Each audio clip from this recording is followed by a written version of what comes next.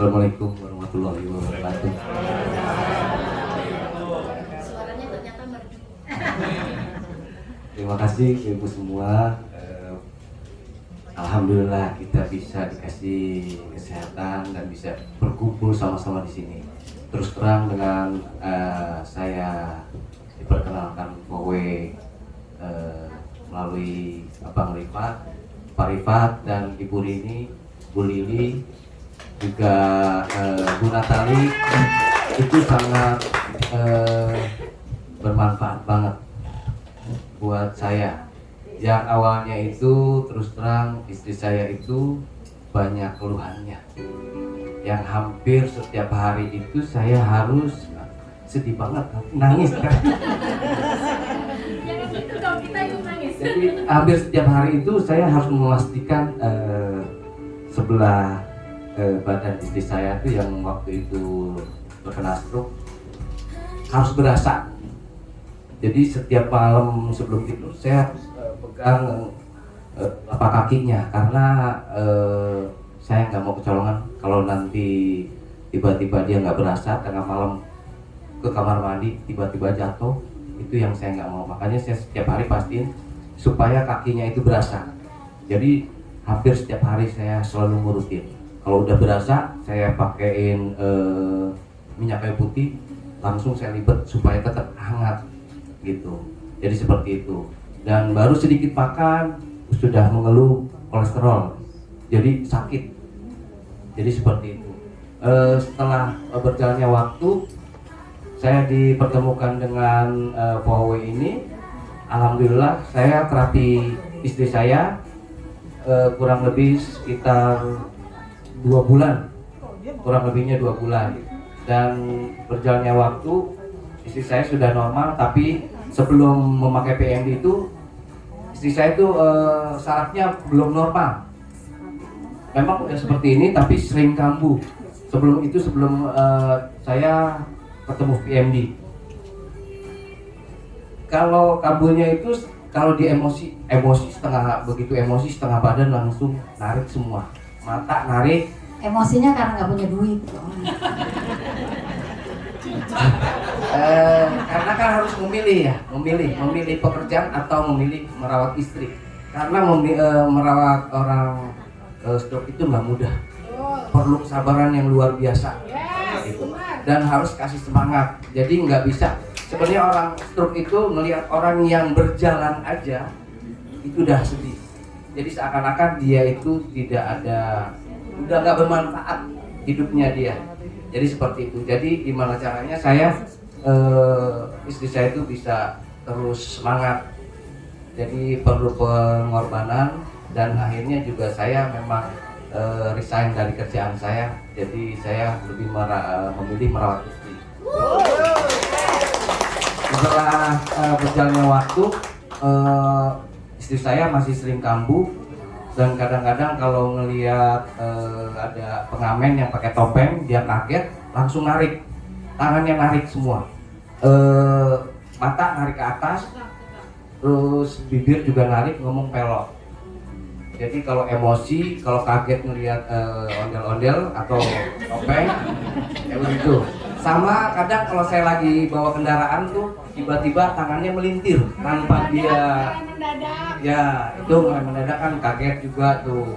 Jadi seperti itu. Terus kadang si sarafnya nggak kekontrol, tiba-tiba melintir ke belakang sendiri. Nah begitu alhamdulillahnya ketemu alat kecil ini yang luar biasa. Alhamdulillah sampai saat awal ketemu alat ini sampai saat ini saya sudah sangat terbantu, tidak pernah ngurut lagi, tidak pernah ada rasa keluhan di leher yang biasanya baru makan sedikit sudah tegang, dan kadang suka kakinya kalau untuk jalan sakit. Jadi alhamdulillah kalau buat saya 2 alat ini sudah sangat luar biasa. Nah di samping ada sakit stroke itu, istri saya juga punya sakit yang luar biasa. Jadi istri saya ada kanker ovarium.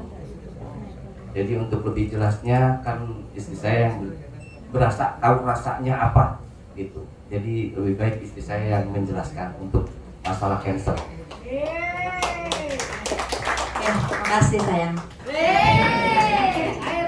Inilah jagoan saya, ya. Alhamdulillah, Bapak Ibu, saya melanjuti dari cerita suami saya yang segitu tragisnya saya. Cobaan demi cobaan saya sudah lalui. Insya Allah di Vohoi ini sudah waktunya saya menyelesaikan tanggungan saya, dan alhamdulillah saya kemarin dikasih ujian. Insya Allah itu ujian terakhir, yaitu saya sempat shock, sempat sudah tidak ada semangat lagi karena saya divonis ada kanker ovarium. Namun alhamdulillahnya Allah kasih petunjuk saya, kanker saya masih di angka stadium 1B. Cuman pada dasarnya walaupun baru di stadium 1B, Ibu yang udah namanya divonis kanker tetap aja udah nggak ada harapan. Saya pikirannya udah baru sembuh stroke kemarin, sekarang udah ada lagi. Artinya mungkin Allah lebih sayang sama saya untuk saya cepat dipanggil. Saya udah hopeless, udah nggak punya harapan karena saya sebelum saya divonis saya baru selesai merawat sahabat saya yang kena kanker sama, cuman sahabat saya itu serviks. Jadi runtunan kankernya itu saya udah tahu dari 1B naik ke 2A, naik ke 2B, udah kayak gitu deh. Ujung-ujungnya kemo, ujung-ujungnya selesai. Jadi saya bilang sama suami saya, stroke saya sudah selesai, tapi kamu masih punya tugas yang lebih berat lagi. Bantu saya, tolong saya untuk saya sembuh dari sakit saya ini. Akhirnya dalam kondisi suami saya yang sudah tidak bekerja karena harus memilih merawat saya. Awalnya suami saya bekerja, nggak masuk sehari, 2 hari, 3 hari, 4 hari, kantor masih memaklumi. Tapi kalau nggak masuknya udah seminggu, 2 minggu, sebulan, 2 bulan, kantor mana yang mau memaklumi tetap membayar gajinya? Nggak ada. Dengan terpaksa, suami saya harus memberikan surat pengunduran diri. Makin jadi sakit saya.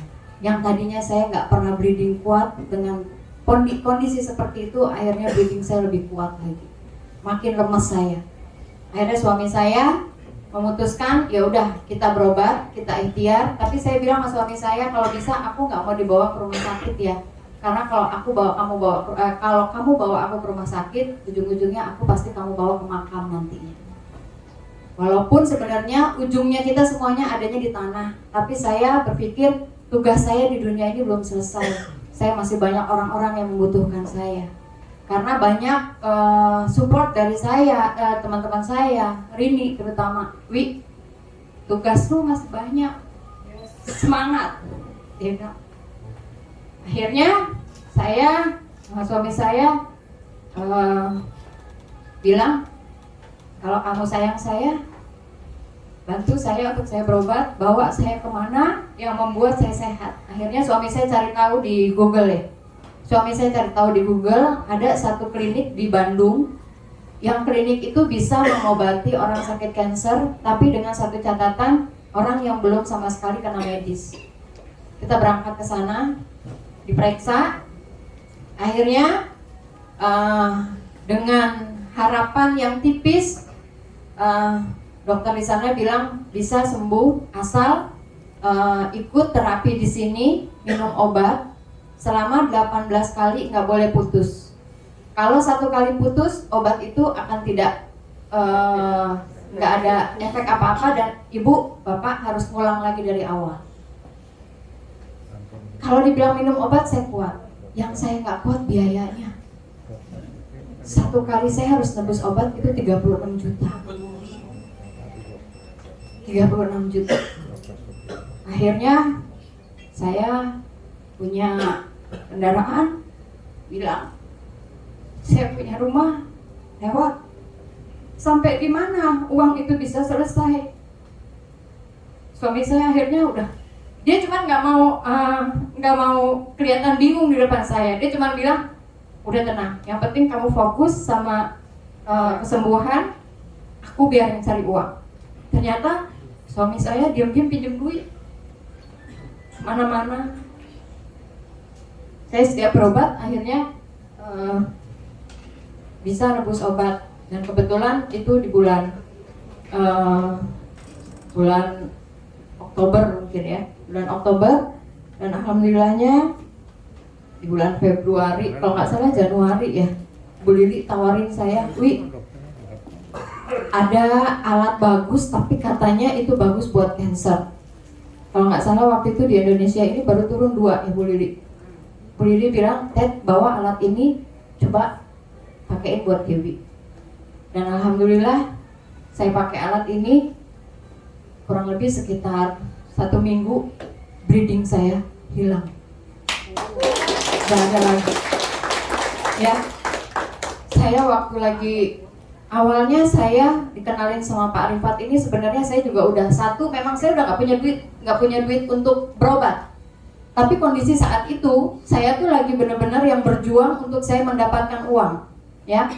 Berjuang saya untuk mendapatkan uang. Akhirnya ada satu teman saya yang menawarkan satu bisnis yang memang menggiurkan, dan menurut saya hanya itulah penolong buat saya, ya. Nolong buat saya akhirnya saya lagi sakit juga saya diem-diem untuk saya menjalankan satu bisnis yang sebenarnya suami saya itu nggak setuju saya untuk menjalankan bisnis itu. Ya, saya coba teman saya kasih tahu, "Wi, mau nggak cepat punya duit?" Saya bilang, "Ya udah, gimana caranya?" Saya lagi sakit-sakit karena saya nggak mau lihat suami saya ngutang terus. Ya, akhirnya saya ngejalanin satu bisnis itu. Mungkin Bu Rati juga pernah saya ajak, ya.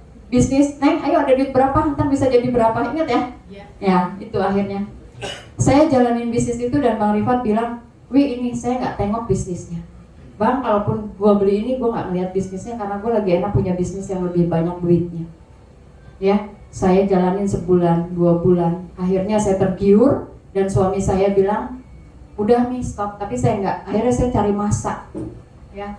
Orang dalam kondisi nggak punya duit, dikasih duit banyak, akhirnya orang juga pada mau. Akhirnya ada orang semua join sama saya itu sekitar 1,3 M. Masuk duit ke saya setor ke orang. Nggak lama, 2 minggu perusahaan itu tutup. Scam namanya. Ya, tahu ya, bisnis-bisnis kayak gitu ya. Berdosalah saya, ya. Akhirnya Bang Rifat itu kondisinya udah ngingetin saya, itu mundur, Wi. Cuman karena saya kan karena pikir udah lagi tergiur dengan duitnya, tiba-tiba kayak gitu, ya udah. Akhirnya saya datang ke Bang Rifat, saya bilang, "Bang, saya udah nggak tahu ini saya harus bayar utang dari mana. Utang buat berobat saya aja udah banyak. Ditambah lagi sekarang utang orang yang harus saya kembaliin duitnya 1,3 M, gimana caranya?" "Bener, lu mau jalanin bisnisnya, ketemu sama gua." Saya ketemu sama Pak Rifat. Akhirnya dijelasin, alat ini begini, ini ada bisnisnya. Kalau lu mau jalanin kau cepet, ayo, ini ada bisnisnya begini. Akhirnya saya sama suami saya bilang, alat ini bisa buat sembuh saya, berarti bisa buat sembuh banyak orang juga. Karena saya butuh duit, suami saya bilang, "Mau gimana? Ya udah, kita jalanin bisnisnya." Kata Bang Rifat, alat ini bisa terserah kita mau pilihnya mana. Mau pilih cepat uang harian, ya udah cari jasa terapisnya. Mau pilih cepat bisnisnya, jalanin bisnisnya. Karena tidak ada paksaan, semua pilihan ada di tangan kita. Akhirnya saya memilih untuk jalanin bisnis terapi. Ya, saya jalanin bisnis terapi. Saya ngerasa saya punya jagoan. Saya ngerasa saya punya master di samping saya. Artinya kalau saya ketemu orang-orang yang sakitnya berat, "Gibas," saya bilang. Ya, alhamdulillah bukan suami saya yang hebat, tapi alatnya yang hebat. Ya, sampai sekarang artinya saya sama suami saya selama kurang lebih 6 bulan itu saya ngejalanin fokus terapi. Suami saya ada panggilan terapi, sampai saya yang ngerinci jadwal-jadwal orang terapi. Sehari berapa orang? Pokoknya sehari saya bilang sama suami saya, kalau seandainya kamu kerja di kantor kan 8 jam, masuk kerja dari jam 8 sampai jam 5, saya bilang, ya udah kita kerja sekarang seperti kita kerja di kantor, kamu kerja di kantor, aku kerja di kantor. Akhirnya saya ambil 2 alat, saya pegang 1 alat, suami saya pegang 1 alat. Jadi saya kalau terapi kemana-mana mintanya suami istri. Kalau dia nggak panggil saya suami istri, saya nggak layanin. Saya cari yang suami istri karena saya pengen dapat duitnya banyak.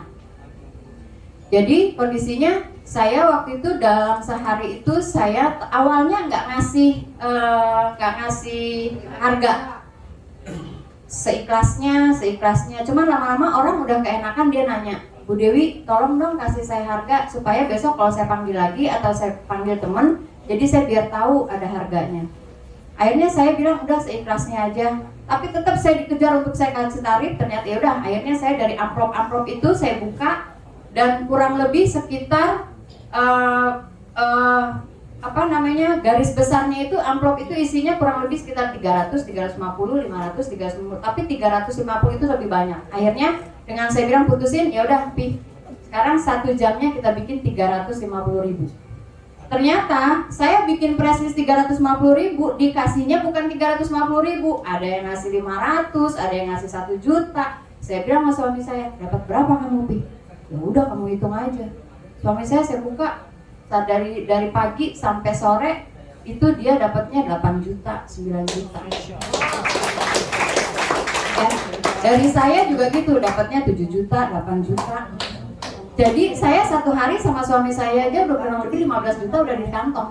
Saya bilang, Pi, gila ya, ini alat bisa bikin duit jadi 15 juta sehari. Alhamdulillah saya jalanin sehari, 2 hari, 3 hari. Hutang saya yang tadinya ngutang suami saya buat berobat saya, lewat semuanya sampai. Ya, itu bisnis dari terapinya. Nah sekarang yang bikin suami saya senang lagi, suami saya kalau dipanggil itu udah harganya 2,5 juta. Itu bukan saya yang ngasih harga loh. Jadi gini ceritanya, suami saya dipanggil sama bapak-bapak. Nah, bapak-bapak itu bilang, Mas Teddy, saya dapat dengar dari teman kalau Mas Teddy itu bisa terapi buat saraf kejepit ya. Iya Pak, insya Allah bisa. Dipanggil lah suami saya. Begitu suami saya sudah terapi 1 jam, si bapak itu bilang, kok sakit saya hilang ya? Mbak Dewi, kok sakit saya hilang? Oh, nggak tahu Pak, siapa yang bawa? Saya mah nggak bawa, saya bilang. Akhirnya suami saya bilang, iya Pak, tadi pas di sini Bapak sakit. Oh iya, memang saya di sini udah puluhan tahun nih saya di sini. Saya sudah terapi setiap hari itu di rumah sakit Pondok Indah. Itu sekali terapi saya datang 1,9 loh Mas bayarnya. Tapi nggak ada perubahan. Saya sudah 3 tahun terapi di sana. Dan sekarang sembuh nih Mas gitu. Oh yaudah, akhirnya saya nggak lama-lama. Kalau udah kayak gitu orang udah bilang enak, saya pengen buru-buru pulang aja. Akhirnya suami saya tanya, Mas berapa biaya terapinya? Terserah aja Pak, kalau saya sih nggak kasih tarif, terserah Bapak. Akhirnya istrinya bilang, ya udah Pak, Papa kan biasa terapi di rumah sakit Pondok Indah 1,9. Ya udah samain aja sama itu. Wih, saya bilang, Ibu mantap kali ngomongnya. Gitu ya. Akhirnya si Bapak itu kayak kasih di amplop. Ternyata saya nggak menyangka dalam amplop itu berapa, dan saya pikir ya mungkin 1,9 ya. Habis dari Pondok Indah itu, saya langsung ke rumahnya Bang Rifat. Ya, saya ke rumahnya Bang Rifat. Bang Rifat bilang, dari mana lu? Dari rumahnya Pak Anu gitu ya. Saya langsung buka ini saya, kantong saya. Bang, nih Bang, lihat dibayar berapa nih kita ya Bang ya gitu. Di depan Bang Rifat saya hitung, ternyata dibayarnya 2,5 juta. Ya, nah ternyata besokannya si Pak A ini informasi ke tempat temennya di kantor. Bro, sakit gue hilang loh, gue diterapi kemarin sama Pak Teddy. Gue juga punya nih sakitnya. Sama kayak lu, boleh nggak diterapi di sini? Boleh nggak panggil? Telepon ke saya. Pak Teddy bisa nggak panggil ke sana? Ya, panggil ke Polda kita. Sampai di Polda, ternyata udah ada yang nunggu terapi. Selesai, hilang juga itu sakitnya. Akhirnya dia bilang, Pak Teddy berapa? Aduh Pak, saya nggak kasih harga Pak. Ya terus gimana saya harus bayarnya? Ya, dengan nada tinggi. Gimana saya harus bayarnya? Bapak, saya dipanggil ke sini, Bapak tahu dari siapa? Oh, dari Pak A. Monggo Pak, Bapak tanya sama Pak A aja, kemarin Pak A bayar ke saya berapa. Ya, akhirnya disitulah mulai ya. Ya udah akhirnya, oke, bro, dia telepon kan, bro, gue udah selesai terapi, enak nggak enak? Lu bayar berapa bro kemarin? Gue sih kemarin bayar 2 juta, tapi gue tambahin 500 buat ongkos bensinnya. Oke, kalau gue sama kayak gitu nggak apa-apa kan? Nggak apa-apa, dalam hati saya alhamdulillah gitu ya. Ternyata benar. Jadi mulai saat itu sekarang Teddy setiap ada panggilan 2,5 juta. Kalau 2,5 juta 1 jam, kalau 8 jam berapa? Ya, itu untuk bisnis terapinya.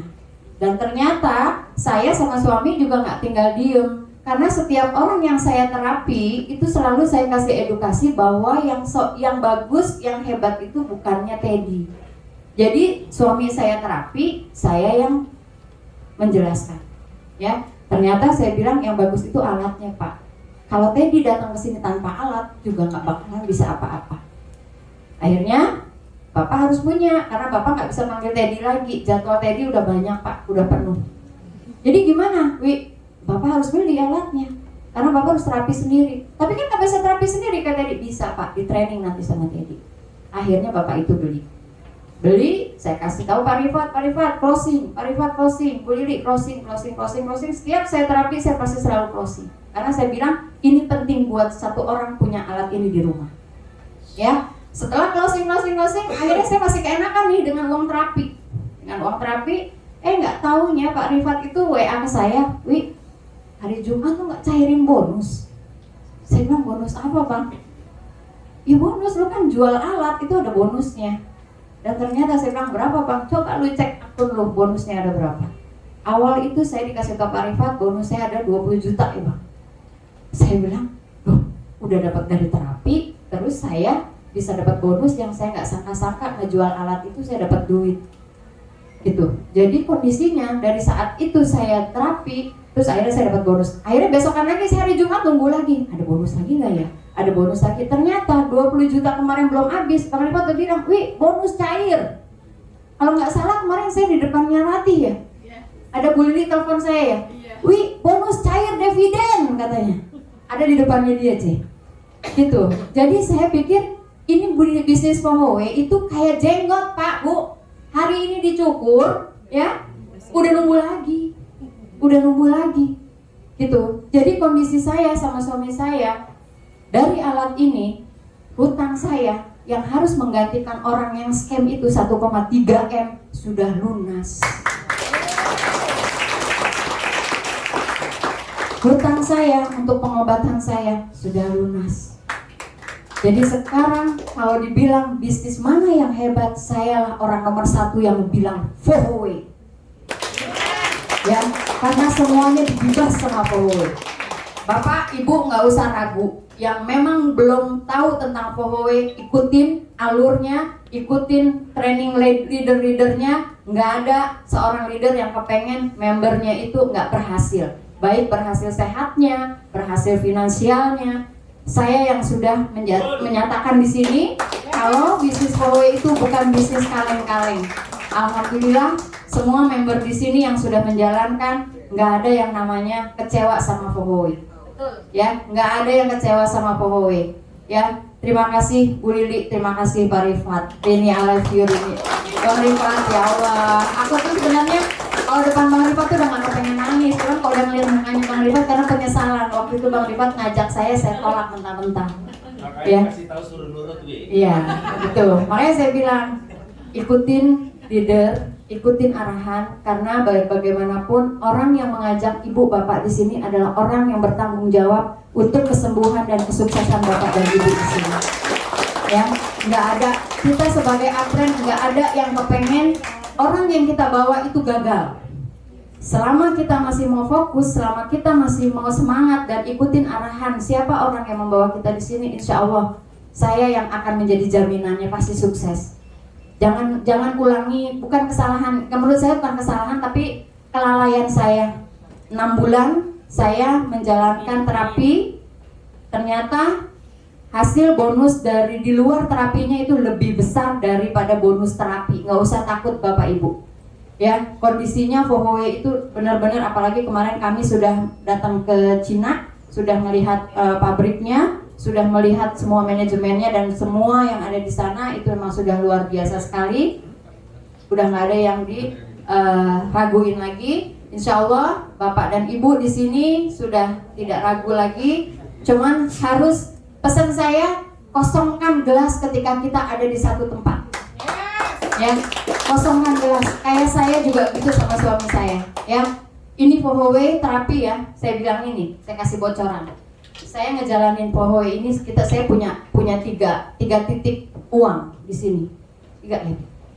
saya jalanin bisnis terapinya, saya jalanin timnya, saya artinya saya monitor tim saya ya, terutama Pak Hendy dan Bu Ina tuh luar biasa, Diamond dan One Star saya, Bu Ina ya. Bu Ina berjalan dengan timnya yang luar biasa, dokter semua di bawahnya, Pak Hendy juga luar biasa, artis semua di bawah Pak Hendy ya, teman-teman yang hebat-hebat. Itulah yang membawa saya dan mensupport saya sehingga saya berdiri di sini sebagai seorang One Star. Ya, sekali lagi saya juga bilang Bu Lili di sini, Bu Lili, Pak Rifat, Bu Rini itu adalah orang yang menjadi garda terdepan ya di Pohowe ini, Bu Natali. Ya, semua kita satu tim, kita saling support, kita saling bantu. Jadi jangan ada keraguan lagi. Mudah-mudahan kita di sini bisa silaturahmi terus, ya. Kita menjadi satu saudara, kita menjadi sehat dan kita menjadi orang kaya, ya. Oke. Mungkin sekian sharing dari saya. Mudah-mudahan banyak manfaatnya dan bisa teman-teman semua juga sama. Ayo kita sama-sama sehat dan sukses di Pohowe. Terima kasih. Assalamualaikum warahmatullahi wabarakatuh.